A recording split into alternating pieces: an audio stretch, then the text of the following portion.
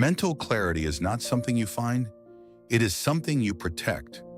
Most people wait for life to slow down before they allow their brain to recover. They wait for the schedule to calm down, for the inbox to empty, for people to stop asking, for problems to stop appearing, for the world to become less demanding. But your brain does not become clearer because life becomes perfect. It becomes clearer when fewer things are allowed to interrupt it. That is the difference. You may not be missing peace. You may be overloaded with intrusions.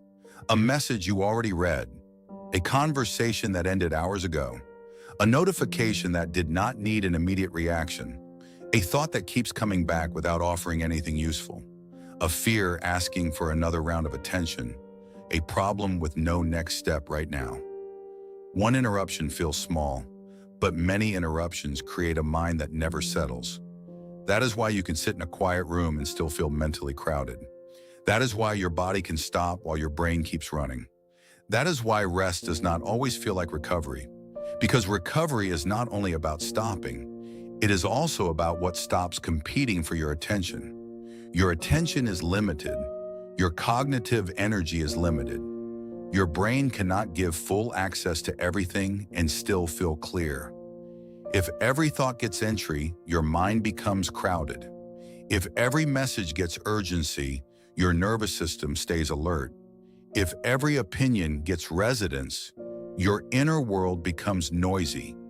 If every problem gets your full brain, nothing important gets your full brain. This is why attention protection matters, not as productivity advice, as mental recovery. A shorter reply can protect attention. A clear boundary can protect attention. Not checking again can protect attention. Not replaying the conversation can protect attention. Not explaining yourself one more time can protect attention. Not every input deserves full access. Not every interruption deserves a response. Not every thought deserves another visit. This is not avoidance. It is filtering. And filtering is how your brain begins to recover, because mental clarity grows when fewer things interrupt your attention. That is the model. Not, how do I become more peaceful? But, what am I still allowing to interrupt me? What keeps taking attention without giving value? What keeps reappearing without requiring action? What keeps entering your mental space only because it is used to being allowed in? These questions matter. They help you separate what is urgent from what is only loud. What needs action from what only wants access? What deserves attention from what is draining it? This is where internal boundaries become practical. A boundary is not only something you say to another person, it is also something you establish inside your own attention.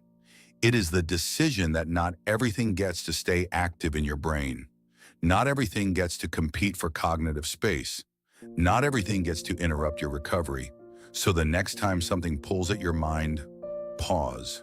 Before you react, before you check, before you explain, before you rehearse the conversation again, ask, does this deserve access to my brain?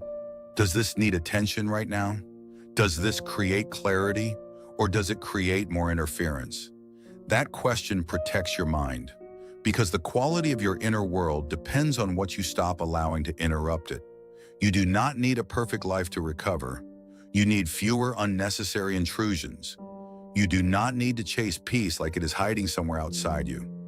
You need to protect the mental space that allows clarity to remain. Mental clarity is not something you find. It is something you protect.